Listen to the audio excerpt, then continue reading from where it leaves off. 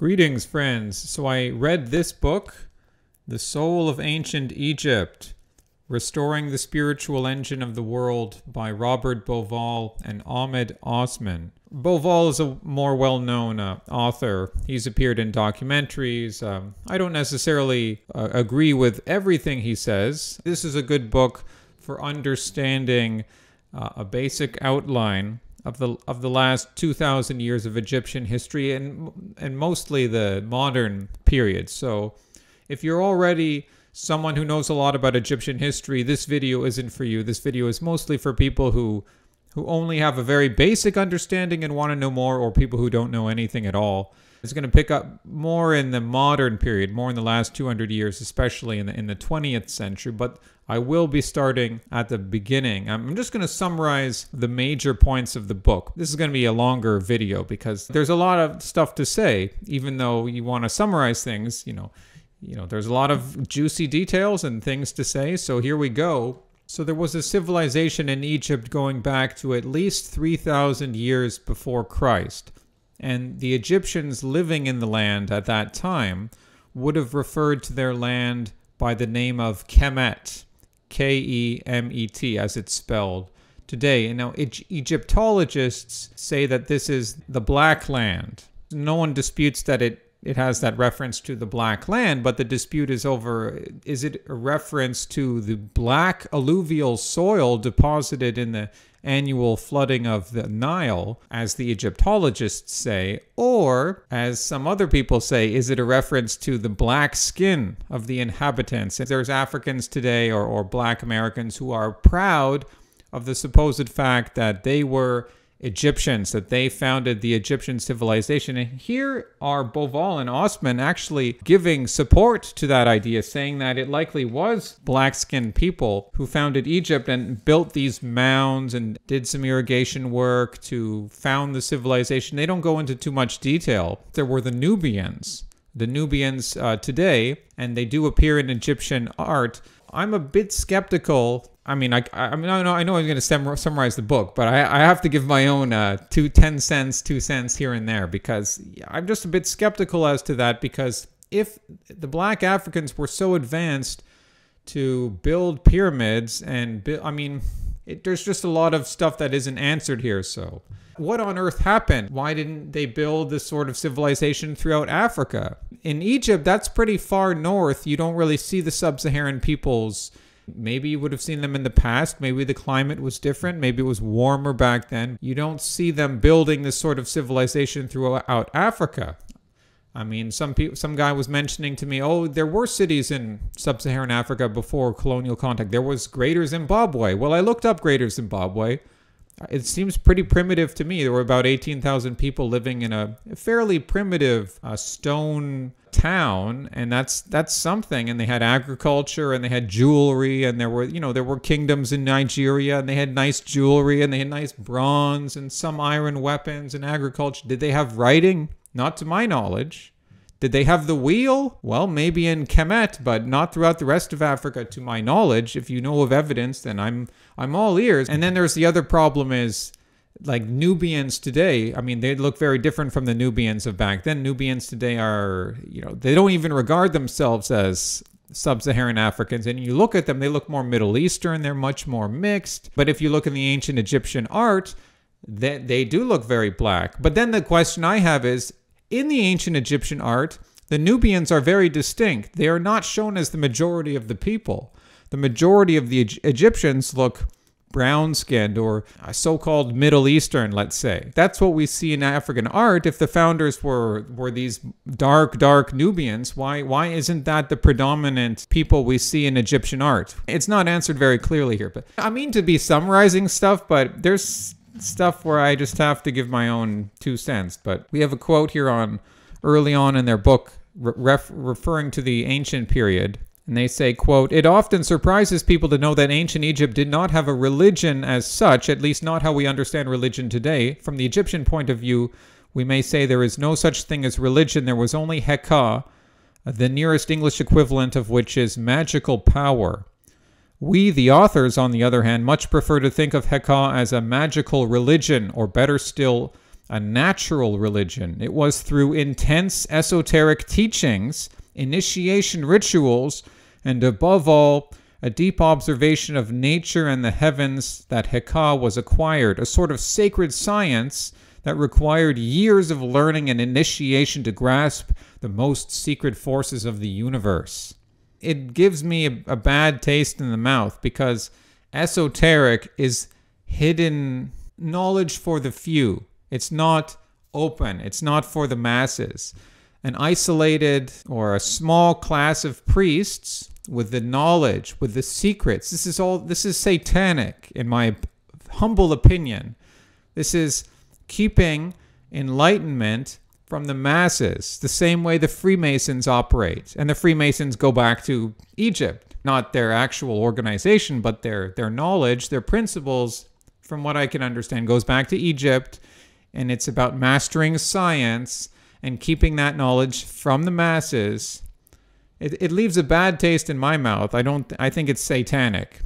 And then the Pharaoh, in this ancient period, his duty was to uphold Maat, M-A-A-T, which is associated with the cosmic order or truth or justice. He himself personifies Maat. He is at the very head of the priesthood. He's like a god king.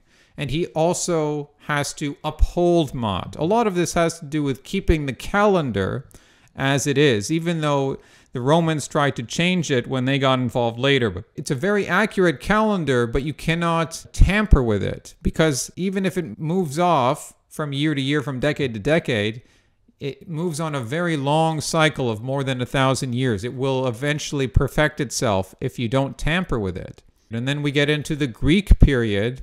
Well, the Greek period, or the Ptolemaic kingdom, as it was known, which begins in 323 BC, and that goes up to 30 BC. And that's so during those several centuries, Egypt was under the dominion of the Greeks, because Alexander the Great had gone on his exploits and he had conquered Egypt. He'd conquered much of the Middle East. And he founded Alexandria on the Mediterranean, which still exists today. Now, during the Greek period, they did not exert such an iron fist over Egypt. There was actually a blending, a hybridization of Greek and Egyptian culture. And they took Zeus, the god, and they mixed him with another Egyptian god, Osiris, and together this made a new god, Serapis. Well, you may have heard of the Serapeum, the center of cult worship for Serapis. And later on in the Common Era, Serapis at a time was even parallel with Christ, even sort of worshipped as Christ. I'm still not entirely clear on that. And then in 30 BC, the Ptolemaic period ends as Octavian, or Augustus Caesar, conquers Alexandria, defeats Mark Antony, and Cleopatra commit suicide rather than being captured and paraded throughout Rome. So after the capture of Alexandria, the rest of Egypt fell to the Romans fairly quickly. Now, the Romans continued to rule Egypt until the end of their empire, and they turned Egypt into the breadbasket of the empire. So they were also taxing Egyptians much more heavily. And this marked the final end of the old mystery religion, priest cult, pharaoh-centric magical religion, which I was describing earlier. This began to come to a close. Christianity hadn't sprung up just yet, but soon different forms of Christianity began to enter Egypt. There were the Monophysites. There was Coptic Christianity. I'm not an expert here, but the basic idea is there's these different forms of Christianity coming into Egypt, and they start to come into conflict with the old cults. And then, of course, in 395 of the Common Era, the Roman Empire splits into the eastern portion and the western portion, although the members of the empire at the time would have not recognized that. They would have just all seen themselves as Romans, but effectively there were different judicial spheres, different bureaucracies. That sort of marks the period, I guess you could say, where Egypt starts to fall more under the Byzantine influence. The Byzantine, or Byzantium, this continuation of the Roman Empire with its base at Constantinople, founded by Constantine, modern-day Istanbul, Turkey. The governing structure was this Byzantine, Roman Orthodox form of Christianity, but the masses were mostly Coptic Christians. So actually for several centuries, Egypt was predominantly Christian and devoutly Christian. But then in the 4th up to the 6th centuries of the Common Era, there began to be these controversies between most Egyptians and then the ruling structures over, there's these different forms of Christianity, the Monophysites, Coptic Christianity, Orthodox or Catholic Christianity. And a lot of this has to do over the nature of Christ. The controversy was over whether he had two natures, human and divine, or a single combined nature. In the 7th century, in 641 of the Common Era, that's the estimated date when the Arabs from Saudi Arabia, under the new religion of Islam, conquered Egypt. Again, they conquered Alexandria first, and then the rest of Egypt fell from there. And the new Arab Muslims were actually welcomed by the Copts because they saw them as better than their previous rulers. Of course, the Muslims imposed a poll tax on anyone who was not a Muslim. So you could remain a Christian, but you had to be taxed for that. So within a century, most of Egypt's population converted to Islam rather than pay this tax. And they also began interbreeding with the Arabs. So within a century to 2 centuries after the Muslim conquest, Egypt had been thoroughly Islamized, and Arab genes had mixed their way into the genetic makeup of the population. Now, this is the beginning of the Caliphate period. A caliphate is like a theocratic empire, where an empire where the unifying factor is religion, in this case Islam, and that included not just Egypt, but all of North Africa, even parts of Europe, like Spain for a time, parts of Eastern Europe, Asia Minor, and then of course the Arabian states today. And so there was no real independent Egypt at that time. And the caliphate lasted up until 1924 when it was abolished by Kemal Ataturk. So by the 13th century, the Christian population of Egypt had dwindled to only about 10% of the population. So it never fully went away, but it was just completely overwhelmed by Islam. In the 13th century, the Arab rulers also brought in the Mamluks. They were so-called bought men from the Caucasus, Albania, Georgia, the Balkans, and they formed a private army to maintain control. But they got a bit too strong, and in 1250, they took control of Egypt for themselves. So even though Egypt was part of a caliphate, within the larger Islamic world, there were different ethnic groups vying for power. And in 1517, it was the Ottomans, you may know them as the Turks, who came to power, and they controlled Egypt from 1517. But they left the Mamluks in charge, so they didn't really have to send too many Ottoman or Turkish soldiers to Egypt. And the Mamluks remained controlling Egypt up until Napoleon invaded in July of 1798. He launched a fleet with a huge army, and they landed. In one battle, they destroyed the Mamluks because the Mamluks were very skillful horsemen, but they really had not updated their military techniques like the Europeans had, and they were basically destroyed by Napoleon's soldiers. But then the British fleet under Admiral Nelson destroyed Napoleon's fleet about 1 week later. And so Napoleon was stranded in Egypt, and he had to negotiate with the British. Well, he actually was able to flee to go back home, but the French army eventually was permitted to sail back to France, and the British also evacuated Egypt, and this left a power vacuum. And this power vacuum was filled by an officer known as Muhammad Ali from a small Albanian regiment which the British had left in Egypt in charge. And it's not the boxer Muhammad Ali. This guy was actually much more effective on the world stage. He was a ruthless military tactician. One of his first moves was to eliminate the rest of the Mamluks, so they were no longer a threat.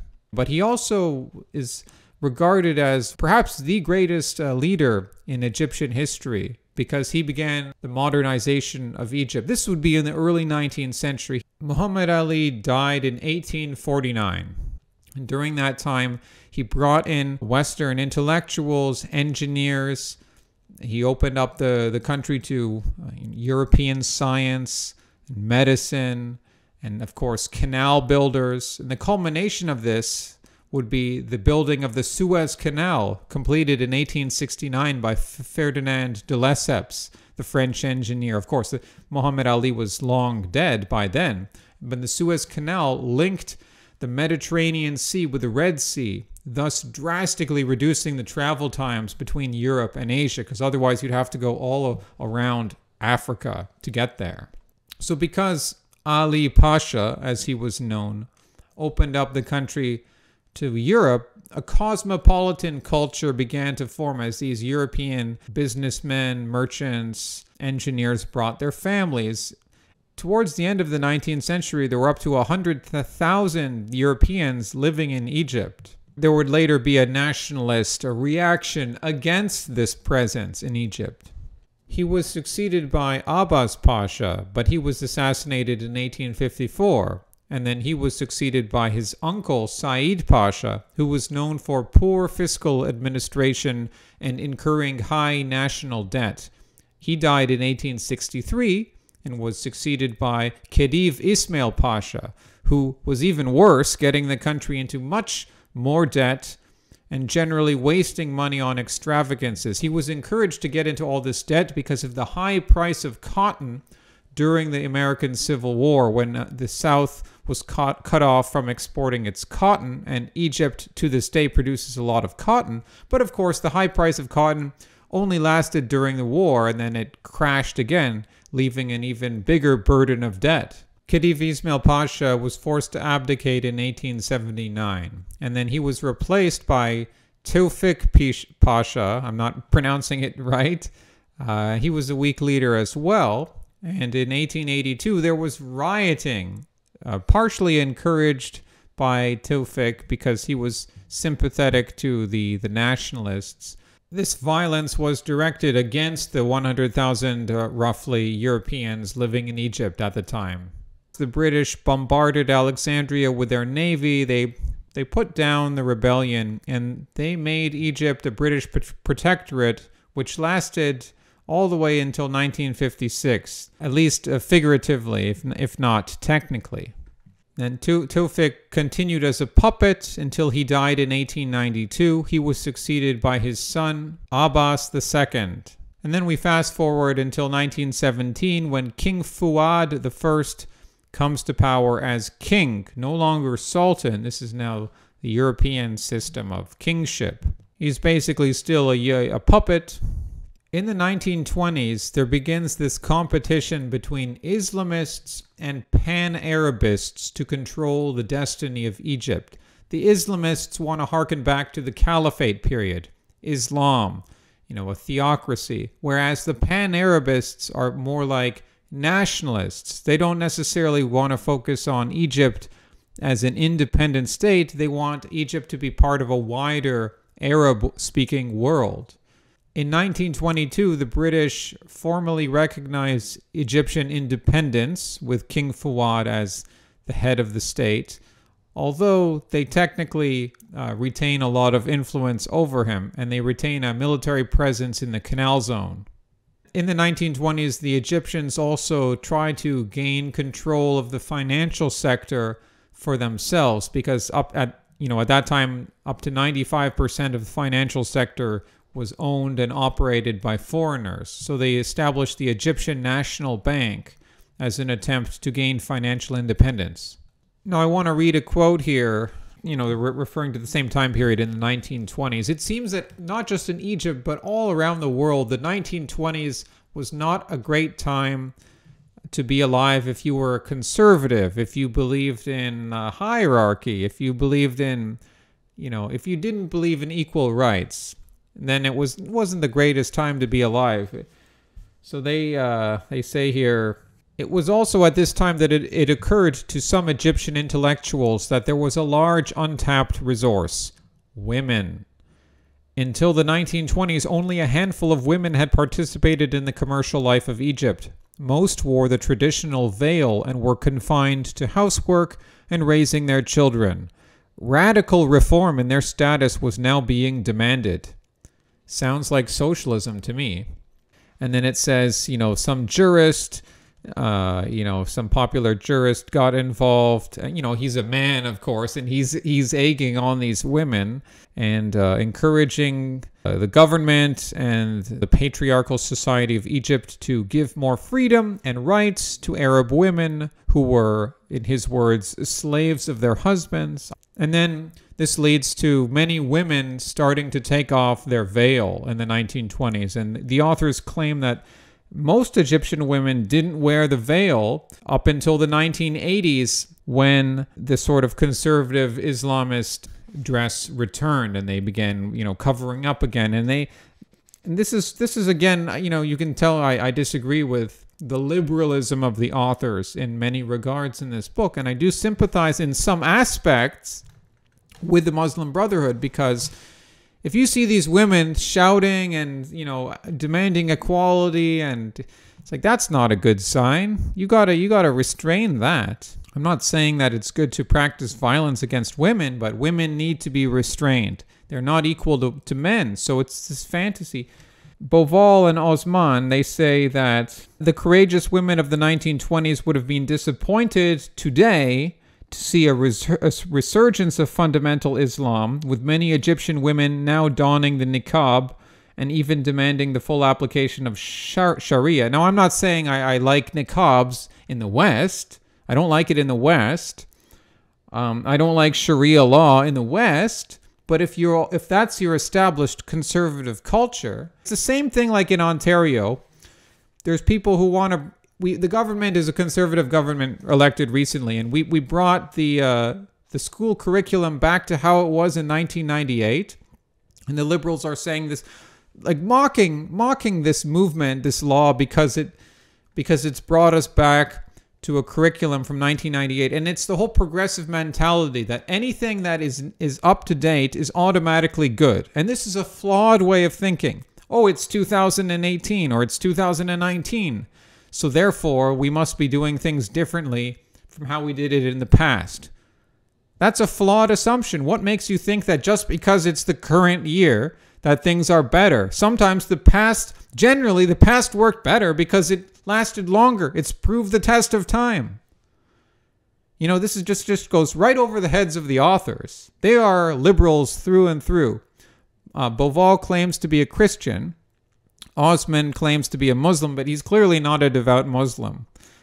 I can tell. And neither do I think is Bauval a committed Christian. He actually mocks Christianity in this book. And then they engage in a lot of what I could call defense of Islam. And I've been defending aspects of it here. I'm not a fan of Islam, but yeah, it's kind of funny. They I should have mentioned this earlier, but because it's earlier in the book, they spend a few paragraphs here criticizing Christianity, and then they go off and all this like Islam apologetics. I think the reason they're doing that is not because they're committed to Islam. It's because they want to show that, Islam's it's not so brutal as it's depicted, and therefore they can criticize the Muslim Brotherhood, because one of the main things they're trying to do is delegitimize the Muslim Brotherhood, which I don't necessarily have a problem with, but they're a little sloppy in how they do it. I almost couldn't believe this, but I just want to read this to you. So they're saying, educated Christians today have to contend with dogmas that fly against all scientific knowledge and even basic common sense, not least that Jesus was born from a virgin, that he was the Son of God, and that he was consubstantial with God the Father and the Holy Spirit. Needless to say that nothing except blind faith can justify such claims. Not only is there a conspicuous lack of archaeological evidence that could prove that Jesus ever existed, but we are to accept as gospel the fanciful and contradictory testimonies of 4 unknown writers who had never met Jesus, probably never had been to Palestine, and almost certainly lived several decades, if not centuries, after Jesus' supposed crucifixion. The same also goes for the founder of Hebrew monotheism, Moses, and the story of the Bible. But can the same be said of Muhammad, the founder of Islam? So there we have a big shit on Christianity, and I'm not really engaging in a defense of Christianity in this video. I will, however, just say that that's a very childish critique. The Bible is not an instruction manual. It's not a scientific academic document. It's meant to show you how to live, and it does actually present lots of historical evidence, which I would say is true. These criticisms are essentially, childish, immature things to say. There's the sorts of things you would expect from a childish atheist who's entirely missing the point. They Christianity, and then they go on to say, most modern scholars agree that Muhammad existed. We have no doubts about this. Blah, blah, blah. When he lived, where he lived. Oh, get this. As historians, we have to look at such a personage as Muhammad objectively and dispassionately.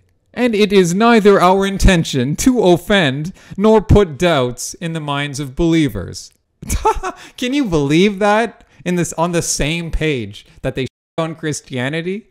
And then it's like, oh, Muhammad, yeah, he was real. And I mean, I believe he was real, but, and then, yeah, we don't mean to offend anyone. The Muslim Brotherhood was founded in 1928. Its founder was Hassan al-Banna. The factors which led to this creation were the dissolution of the Islamic Caliphate by Kemal Ataturk in 1924, which meant the end of the Caliphate, and also the increasing liberalization of Egypt. What Hassan and his colleagues saw, which dismayed them, was, quote, in Cairo, Parisian-style cafes, gambling houses, Broadway-style cinemas, and unveiled ladies parading in the latest European fashions, wearing lipstick and with hairdos mimicking Hollywood actresses. And he realized that there had to be a war for the hearts and minds of Egyptians. When World War II ended, Egypt got drawn into the problems in Palestine because of the increased Jewish immigration into that country. As a response, the Arab League was created. This comprised Egypt, Saudi Arabia, Transjordan, Syria, Lebanon, and Iraq. Then in 1948, the United States and the Soviet Union formally recognized Israel's existence, which made most of the rest of the world follow suit, except for the Arab League. They declared war on Israel, except for Saudi Arabia. They backed out. And this war against Israel was a huge failure for the Arabs. The Israelis successfully defended themselves, and they also increased their share of territory which had been allocated to the Palestinians. This defeat caused simmering resentment throughout the Arab world and in Egypt, and it would cause political changes. In 1952, a group of young army officers successfully staged a coup against King Farouk, and they took control of the country. The most prominent among these young officers was Gamal Abdel Nasser. Nasser was a pan-Arab nationalist who had performed well and distinguished himself during the war with Israel in 1948. The officers imposed a secular government, which was opposed by the Muslim Brotherhood. The Brotherhood provoked unrest in Egypt. They tried to assassinate Nasser, and this resulted in the new government outlawing the Muslim Brotherhood, forcing many of them to flee the country. Nasser opposed British and French control of the Suez Canal. On June 18, 1956, he demanded the full evacuation of British troops from the Canal Zone. He went on radio to announce the nationalization of Suez, which was very popular with the masses. This provoked Britain and France into sending a military expedition to re-establish control of the Canal Zone. But this expedition ultimately failed because of no support from the United States or the Soviet Union. The statesmen from America and the USSR viewed this as colonial oppression. Now, their criticism of colonialism has more to do with Cold War geopolitics than it does to do with whether these statesmen actually thought colonialism was a bad thing. In the Cold War, America and the USSR were the top dogs, and they couldn't be bothered by smaller dogs, causing up instability. Regardless, this crisis highlights that the old European empires were rapidly dissolving.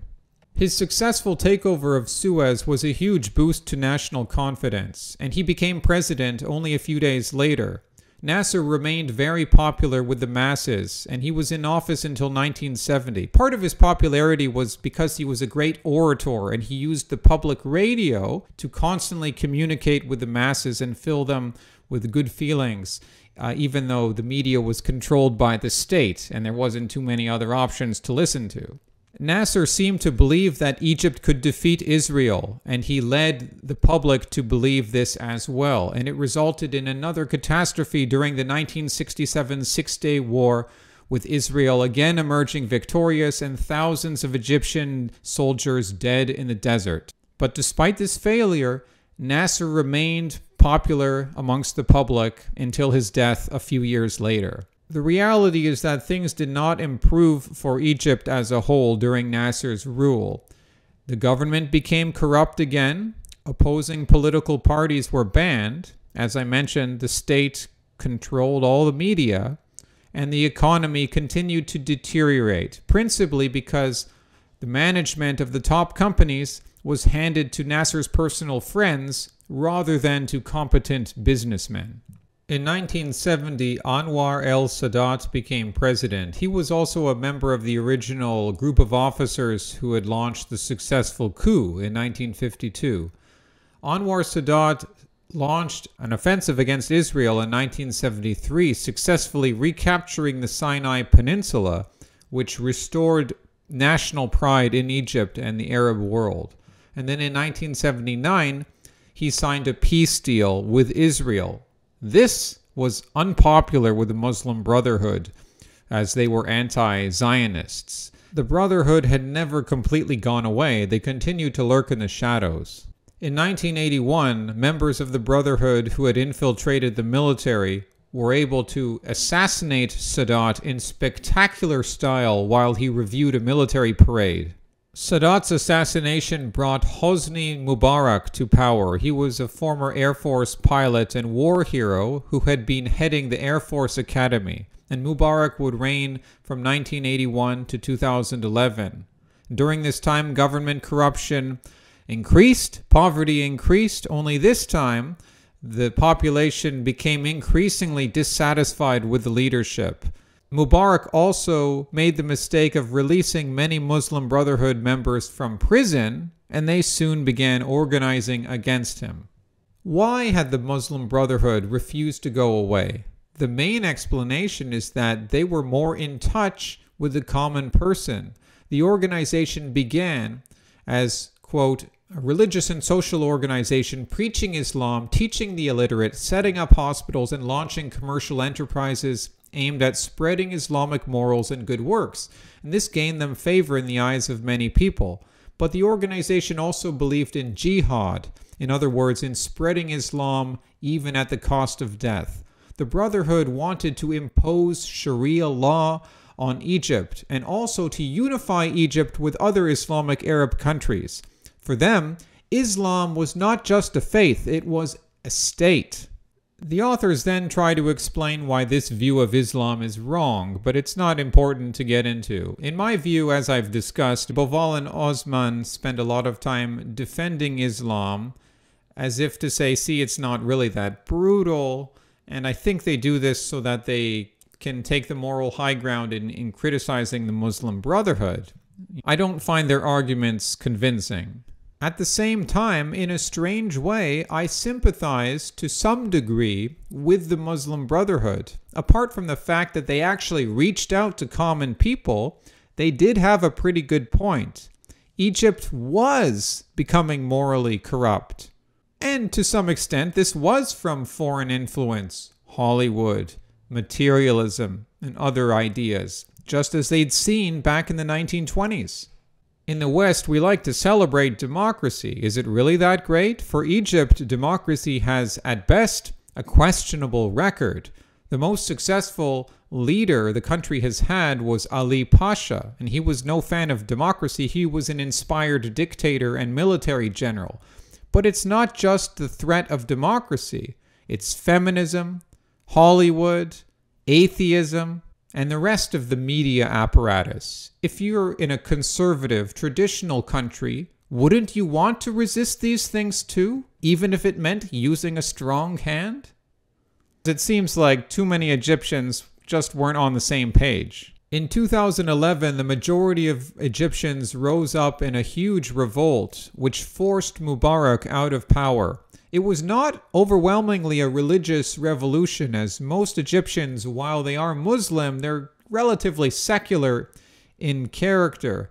The decisive factor was that the army removed its support for Mubarak. Whoever controls the army has always controlled Egypt. Unfortunately, the protesters weren't organized enough to take advantage of the situation. However, the Brotherhood was heavily organized, and they saw their opportunity. They convinced the military council to share power with them, because the Brotherhood would be able to gain the attention of the masses, quiet them down, control them. And they were very good at using rhetoric to do this in Tahrir Square in downtown Cairo. They managed to get one of their own, Mohamed Morsi, up against two other candidates in an election in which Morsi came out with the highest vote. And then it went to a second ballot where he was up against only Ahmed Shafi, the ex-prime minister of the former Mubarak government, the same government Egyptian masses had rioted to bring down. So it was unsurprising that Mohamed Morsi won the election and became the next president of Egypt. Right away, Morsi discarded rules and regulations which were decades old and replaced them with those that were friendly to political Islam. They spent time debating seemingly trivial issues like whether to ban alcohol, whether men and women should be segregated in public transportation, whether pagan monuments should be covered up, while ignoring real problems like the economy, unemployment, corruption, public services, infrastructure, and growing sectarian violence. 5 weeks into Morsi's tenure, the Egyptian army was attacked by Islamic terrorists in the Sinai Peninsula. The terrorists killed 16 soldiers and stole their vehicles. Then they infiltrated Israel and attacked Israeli forces. The Egyptian army went after the terrorists, but Mohamed Morsi stepped in, removed the top commanders of the army, and then he took personal control of the operation. Rather than seeking to capture the terrorists and bring them to justice, he began negotiating with them. This was a political miscalculation because it offended the army. And it turned out that some of these terrorists were Brotherhood members who had been let out of prison during the 2011 revolution. Morsi also attacked the national media and replaced many of its top officials with Brotherhood members. The turning point came when he introduced a national referendum on a new constitution, which had the result of splitting the country between Islamists and secularists and leading to more civil unrest. Here's what Bauval and Osman have to say about this referendum. Quote, "The common people that made up 90% of Egypt's population were presented with hundreds of complex clauses to which they simply had to vote yes or no. The bone of contention was whether Egypt should be under Sharia law or not. Not unexpectedly, the referendum got 64% of the yes votes. The majority of the ordinary folk simply took the referendum to be a choice for or against Islam, rather than go through the legal jargon of the 200-plus clauses and the fine print." End quote. As soon as the result was released, many more people began violent protests in the streets as they feared that Egypt would become like Iran, a theocratic state, and the Muslim Brotherhood supporters fought back. At this point, the defense minister, Abdel Fattah el-Sisi, invited Mohamed Morsi for a dialogue to resolve this crisis, but this was refused, and Morsi stubbornly continued with the Islamization agenda.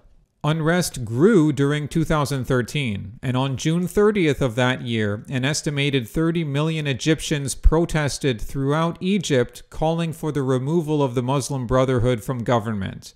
Osman and Bauval call this the largest gathering ever in Egyptian history, about 1/3 of the population at that time.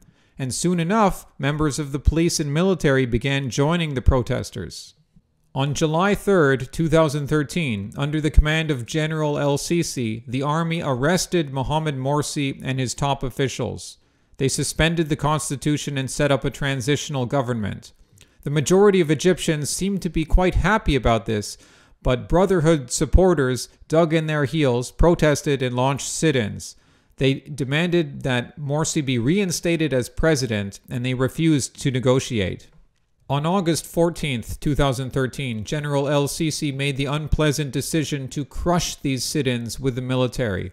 Somewhere between 600 to 2,000 people were killed, most of them Brotherhood supporters. Osman and Bauval excuse el-Sisi, saying he had no real other choice after repeated attempts to negotiate, with Cairo brought to a standstill and a real threat of civil war if order wasn't restored. This action made el-Sisi even more popular with the masses. Of course, it depends on which masses you're referring to, but in any case, he was pressed and encouraged with a massive petition to run for president. And when he ran, he won with 97% of the vote. How fair the election was, I cannot say. But he remains president to this day. When he assumed power, he was confronted with continuing unrest and more serious economic problems. Finally, a quick word on geography and population. Egypt is mostly desert. The only inhabitable areas are along the Nile Valley and its delta, where it meets the Mediterranean. In the days of the pharaohs, the population was around 2 million. In Roman times, it climbed to 8 million, before falling somewhat during the Ottoman period. In 1882, according to the census, there were only 6.2 million people in Egypt. The population rose drastically in the 20th century. In 1964, it had climbed to 23 million people roughly.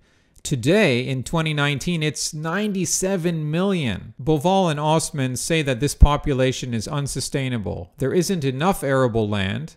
Much of the arable land is being used to house these people, and the overall supply of arable land is shrinking for other environmental reasons. Their book did not really explain why this population increase occurred, but I can infer that the single largest factor was the construction of the Aswan High Dam along the Upper Nile during the 1960s. This project had the effect of increasing Egypt's irrigated land by 1/3, as well as producing a huge amount of electricity. Some people have criticized the dam for producing undesirable ecological effects, but this is a complicated issue and I'm not prepared to discuss it here. Hasta luego, amigos!